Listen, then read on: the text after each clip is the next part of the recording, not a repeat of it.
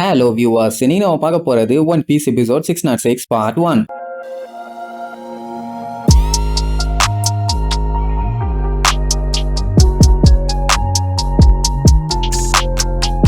Open பண்ணா பில்டிங்கே காட்டுறாங்க. அது கம்ப்ளீட்டா பாய்சன் கேஸால நிரம்பி இருக்குது. இப்ப பிரவுன் பியர்டு ஸ்டார் ஹெட் பைரட்ஸோட அந்த ஏக்கும் பிக்கும் நடுவுல போற அந்த பேசேஜ் வழியா தான் டிராவல் பண்ணி போயிட்டு இருக்கான். அங்கதான் டஷிகியும் G5 ஸ்குவாடுமே இருக்காங்க. சொல்ல போனா அத்தனை பேரும் அங்கதான் இருக்காங்க. ரோபின்லாம் எக்ஸ்பெக்ட் பண்ணவே இல்ல அவனோட லேபையே இப்படி உடைச்சு உள்ளுக்குள்ள கேஸ விடுவான்னு. அந்த சீசர் என்ன வேணாலும் பண்ணுவான் போலயே. எப்படியாச்சும் சீக்கிரமா இவங்க இங்க இருந்து எஸ்கேப் ஆகணும். ஏன்னா இங்கே இருந்தா கண்டிப்பா இவங்களுக்கு சேஃப் இல்ல. எப்ப வேணாலும் என்ன வேணாலும் நடக்கும் போலயே. அமி சொல்லிடுவா ஃபர்ஸ்ட் நம்ம அந்த குழந்தைகளை கண்டுபிடிச்சு அதுக்கப்புறம் அந்த R66 ரூட் வழியா எஸ்கேப் ஆகணும்னு பிளான் பண்ணுவாங்க. பிரவுன் பியர்டால ரொம்ப வேகமா ஓட முடியல. அப்படியே தடுமாற ஆரம்பிச்சிருவான். உடனே ஜோரோ டேய் என்னடா ஸ்லோ மோஷன் சீக்கிரமா போடாமா. அவன் முழிப்பா நீங்களா எப்படா ஏறினீங்கன்னு. இதுக்கு முன்னாடி 2 பேர் தான் இருந்தாங்க. இப்ப அத்தனை பேர் ஏறின உடனே ரொம்ப வெயிட் தாங்க முடியாம அவனால ஓட முடியல. உடனே ஜோரோ சாரிப்பா நீ எங்களை வச்சுதான் வேற வழி இல்லாமா. அதுக்கு ஏதாச்சும் பயங்கரமான ரீசன் இருக்கான்னு கேட்டா ஆமா நாங்க ரொம்ப டயர்டா இருக்கோம் எங்களால ஓட முடியலாமா. அப்ப நான் மட்டும் என்ன ஃபுல் கட்டு கட்டிட்டு டைஜஸ்ட் ஆக வாடா ஓடிட்டு இருக்கேன் கொய்யாலைகளா மரியாதையா கீழே இறங்குங்கன்னு செம்ம காண்டாயி கத்திட்டே வேகமா ஓட ஆரம்பிச்சிருவான். அந்த டைம் சாமுராய் கூப்பிட்டு உன் பேரு தானே பிரவுன் பியர்டு என்ன மன்னிச்சிரு நான் என்னோட பையன் மொமனசுகேவை ரெஸ்கியூ பண்ணணும் அதுவும் சீக்கிரமா பண்ணணும் அதுக்காக நான் நிறைய ஓடிட்டேன் இதுக்கப்புறம் நான் ஓடுறதா இல்ல அதனால நீ ஓடுமா. இன்னும் பிரவுன் பியர்டு காண்டாயி பிச்சுக்கிட்டு ஓடுவான். வெளியில இருந்தப்போ குளிர் அடிச்சது கோட்டு போட்டுட்டாங்க. இப்பதான் உள்ளுக்குள்ள வந்துட்டாங்களே செம்மையா வேர்க்குதுன்னு சொல்லிட்டு கோட்டை பிரவுன் பியர்டோட பேக் சைடுல தொங்க விட்டுருவானுங்க. நமி கோட்டை கழட்டுவா காத்தோட காத்தா கரைஞ்சிரும். ஏன்னா அதை உருவாக்குனது சாமுராயோட மேஜிக்ல. உசோப்பு ஜோரெல்லாம் பிரவுன் பியர்டு ஆளுகிட்ட இருந்து அடிச்சுதானே கூட்டிட்டு வந்தானுங்க. அதனால அது மறையல. உடனே பிரவுன் பியர்டு ஏன்டா ஐயா முதுகு என்ன 5 ஸ்டார் ஓட்டலாடா உங்க இஷ்டத்துக்கு ஜாலியா என்ஜாய் பண்ணிட்டு இருக்கீங்க கை காலெல்லாம் நல்லா தானே இருக்குது இறங்கி ஓடுங்கடா. என்னால முடியலமா நான் அதெல்லாம் எதையுமே கண்டுக்காத மாதிரியே உட்கார்ந்துட்டு இருப்பானுங்க. அதுலயும் ப்ரூக் எனக்கு ரொம்ப பசிக்குதுப்பா ஏதாச்சும் சாப்பிட இருக்கான்னு கேட்டா சாமுராய் எல்லாம் ஆங்கிரி ஆவாங்களே தவிர ஹங்கிரி ஆக மாட்டாங்க அப்படின்னு வெட்டியா டயலாக் பேசுவான். உடனே அலேக்கா திரும்பி பிரவுன் பியர்டு உங்ககிட்ட ஏதாச்சும் சாப்பிட இருக்காப்பான்னு கேட்பான். உடனே அவன் இன்னும் வெறியாகி ஓட ஆரம்பிச்சிருவான். அட வீணா போனவனுங்களா என்னைய பார்த்தா உங்களுக்கு எப்படா தெரியுது ஒழுங்கு மரியாதையா இறங்குங்கடா உங்க அட்டூழியம் தாங்க முடியலாம்பா. அப்படியே கட் பண்ணி டஷிகியை காட்டுவாங்க. அவ G5 சோல்ஜர்ஸ் நிறைய பேர் அந்த கேஸ்ல மாட்டி உறைஞ்சு போயிட்டாங்கன்னு தெரிஞ்சவனே ரொம்ப ஃபீல் பண்ணி அலாரம் பாடா.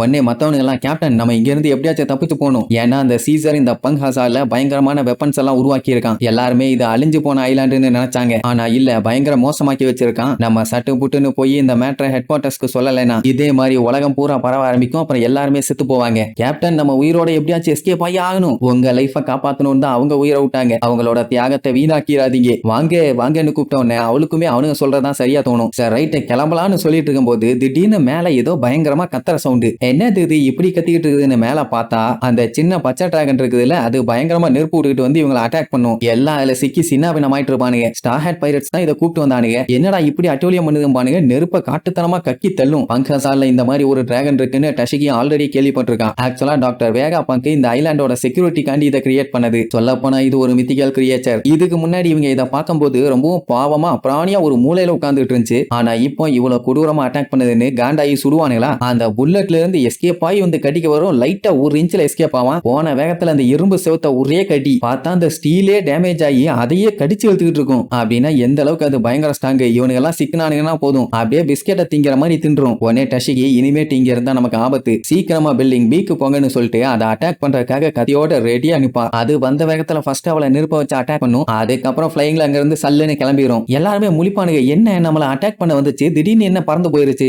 ஏதாச்சும் பிரச்சனையா இல்ல அப்செட் ஆயிருச்சான்னு. ஏன்னா மூஞ்ச பார்த்தா அப்படிதான் இருந்துச்சாமா. அந்த டைம் திடீர்னு G5 ஆளுங்க பூரா சந்தோஷத்துல காட்டுத்தனமா கத்துவானுங்க. கேப்டன் இனிமேட்டு நமக்கு பிரச்சனை இல்ல நம்மளை காப்பாத்த ரீஇன்ஃபோர்ஸ்மெண்ட் வந்துருச்சு நம்ம வைஸ் அட்மிரல் நமக்கு ஹெல்ப் பண்ண வந்துட்டாருன்னு ஒரு வார்த்தை தான் சொல்லுவானுங்க. டஷிகி அப்படியே மிரண்டு போயிருவான். யாருன்னு பார்த்தா அந்த வெர்கோ அவன் தான் அந்த வில்ல கூட்டத்தை ஆளாச்சே. அப்படியே படு பயங்கரமா வருவான். அவனை பத்தி தெரியாத அரகுற மெண்டல் பயலுக அவன் வந்ததை பார்த்து என்ஜாய் பண்ணிட்டு இருப்பானுங்க. அவனுக்கு ஹாப்பி என்னன்னா இப்ப கேப்டனும் இருக்காங்க வைஸ் அட்மிரலும் கூடவே இருக்காங்க. நம்மளுக்கு ஏதாச்சும் ஒரு பஞ்சாயத்துனா அவங்க காப்பாத்துவாங்கன்னு ஒரு பெரிய நம்பிக்கை. அந்த டைம் டஷிகி வேண்டாம் ஓடுங்கன்னு ஒரு கத்து கத்துவான். அடுத்த செகண்டுங்கும் போது வெர்கோ ஒவ்வொருத்தையா கொல்ல ஆரம்பிச்சிருவான். அதுவும் ஒரு விரல யூஸ் பண்ணி எல்லாத்துக்குமே ஷாக் ஆயிரும். திருப்பி அட்டாக் பண்ண போவானுங்க. அவன் டப்புன்னு ஒத்த விரலையே கொன்றுவான். அப்போ எல்லாத்துக்கும் ஒரே கன்ஃபியூஷன் என்னாச்சு வைஸ் அட்மிரல் திடீர்னு இப்படி வந்து அட்டாக் பண்றீங்க அவங்க ஏதாச்சும் தப்பு பண்ணிட்டாங்களா என்னதான் பிரச்சனை நீங்க ஃபிங்கர் பிஸ்டலை யூஸ் பண்ணா அவனுங்க செத்துருவானுங்க ஏன் இப்படி பண்றீங்கன்னு புலம்பிட்டு இருப்பானுங்க. ஆனா டஷிகிக்கு தானே தெரியும் அவன் எவ்வளவு பெரிய காவாலி பையன்னு. அப்ப அவ பல விஷயத்தெல்லாம் யோசிச்சு பாப்பா அவன் எந்த அளவுக்கு இவங்க கிட்ட நல்லவனா நடிச்சான்னு. ஃபர்ஸ்ட் இங்க வந்து ஜாயின் பண்ணப்போ உங்களை பத்தி கேள்விப்பட்டிருக்க ஸ்மோக்கர், நீங்க இங்க வந்ததுல எங்களுக்கு ரொம்ப ரொம்ப சந்தோஷம். இங்க இருக்க G5 சோல்ஜர்ஸ் எல்லாருமே ரொம்ப ரஃப்பானவனுங்க, அது மட்டும் இல்லாம மூளை இல்லாத முட்டாப்பாளுங்க. ஆனா ஒரு வாட்டி உங்களுக்கு அவங்கள பத்தி தெரிய வந்துருச்சுன்னா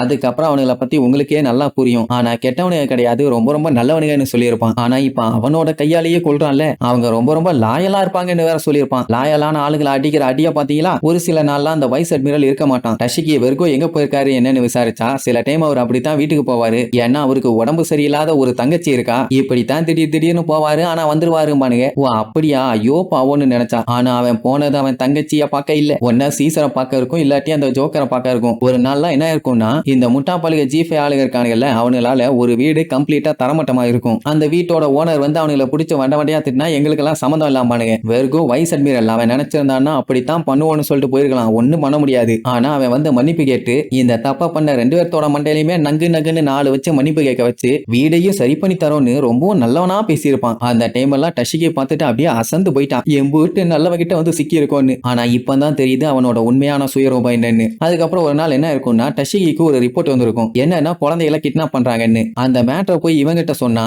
இவன் அப்படியே பிளேட்டை மாத்தி விட்டுருவான். என்னன்னா குழந்தைங்க யாரையுமே கடத்தப்படல, அது கடல்ல நடந்த ஒரு சின்ன ஆக்சிடென்ட், அவ்வளவுதான். உனக்கு வந்தது ஒரு தப்பான ரிப்போர்ட், அதை நம்பாத. எந்த பேரண்ட்ஸா இருந்தாலுமே அவங்க குழந்தைங்க செத்து போயிட்டாங்கன்னா அவங்களுக்கு கவலையா தான் இருக்கும், அதுக்கு என்ன பண்ண முடியும். அதனால அவங்க என்ன நினைச்சுக்கிறாங்கன்னா எங்க பசங்களை கிட்னாப் பண்ணிட்டு போயிட்டாங்க, அவங்க இன்னும் உயிரோட தான் இருக்காங்கன்னு சொல்லி அவங்களையே அவங்க நம்ப வச்சுக்கிறாங்க. கொஞ்சம் கஷ்டம் தான், இந்த வழியை அவங்க தாங்கித்தான் ஆகணும், வேற வழி இல்லாமா. நிஜமாவே இப்படித்தான் நடந்திருக்குமான்னு கேட்டா ஆமா அதுல என்ன டவுட் அதுதான் அப்படின்னு நைஸா ரிப்போர்ட்டை மாத்திட்டான். இதைத்தான் ஸ்மோக்கர் உட்கார்ந்த இடத்துல இருந்தே கண்டுபிடிச்சிட்டான். உடனே டஷிகி நீங்க நினைக்கிற ஆள் இவன் இல்ல, இவன் ரொம்ப மோசமானவன்னு சொல்லி அவனை அட்டாக் பண்றதுக்காக கத்தி எடுத்துக்கிட்டு சும்மா பாஞ்சி வருவான். அப்படி அட்டாக் பண்ணாலுமே ஹாக்கி பவரை வச்சு அசால்ட்டா தடுத்துருவான். அது மட்டும் இல்லாம அவளை புடிச்சு வாயிலேயே ஒரு குத்து தெரிச்சிருவான். இவ்வளவு நேரம் மத்தவங்களை அட்டாக் பண்ணும் போது கூட அவனுக்கு அவ்வளவு கோவம் வரல, ஆனா கேப்டன் மேலேயே கைய வச்சுட்டான்னு ஒன்னதான் பயங்கர காண்டாயிருவானுங்க. எவ்வளவு தைரியம் இருந்தா எங்க கேப்டன் மேல கைய வைப்ப, நீ என்ன டெவில் ஃப்ரூட்டை சாப்பிட்டவனா, எங்க வைஸ் அட்மிரல் மாதிரி உருவத்தை மாத்திட்டு இருக்கியா, ஒழுங்கா உண்மையை சொல்லு. எங்க வைஸ் அட்மிரல் எங்களுக்காண்டி எப்பவுமே வந்து நிப்பாரு, அவரு ரொம்ப ரொம்ப நல்லவரு, வல்லவரு, மனிதநேயம் கொண்டவரு, அவரை மாதிரி நடிக்காத, நீ வேற யாரோ தானே, உண்மையை சொல்லு அப்படி இப்படின்னு எல்லாரும் ரொம்ப ஃபீல் பண்ணி இவன் வேற எவனோன்னு சொல்லி அவனை அட்டாக் பண்ணுவானுங்க. இந்த முட்டாப்பாளைய இப்படித்தான் ஏதாச்சும் சொல்லி புலம்பிக்கிட்டே இருப்பானுங்கன்னு அவன் ஒத்த வரல யூஸ் பண்ணி அத்தனை வெத்தியும் பொலந்து கட்டிடுவான். அவ்வளவுதான், எதுக்கப்புறம் அவனை எந்திரிப்பானுங்களான்னு தெரியல, ஆனா லைட்டா அணத்திட்டு காணப்பானுங்க. அந்த டைம் டஷிக்கு என்ன ஆச்சு, சத்தமே இல்லையே, எல்லாத்தையுமே போட்டு தள்ளிட்டானா. ஸ்மோக்கர் வந்து எங்களுக்கு ஹெல்ப் பண்ணுங்கன்னு சொல்லி கதறி கதறி அழுதுகிட்டு இருப்பான். இதை பார்த்த வெர்கோ இன்னும் உயிரோட இருக்கியா நீன்னு அவளை போட்டு தள்ளுறதுக்காக வந்து ஒத்த வரல நீட்டிட்டு இருப்பான். லேடி உன்னை காப்பாத்த நான் வரேன்னு ஒரு சவுண்டு, அவன் பார்த்தா நம்ம சஞ்சி அப்படியே ஏர்வாக்ல வந்து வாயிலேயே ஒண்ணு வைப்பான். அவ்வளவுதான், தெரிச்சடிச்சு போய் விழுவான். அந்த டைம் சஞ்சி அப்படியே கெத்தா போஸ் கொடுத்து எவ்வளவு தைரியம் இருந்தா லேடிஸ் மேல கைய வைப்பான், அவ்வளவுதான்.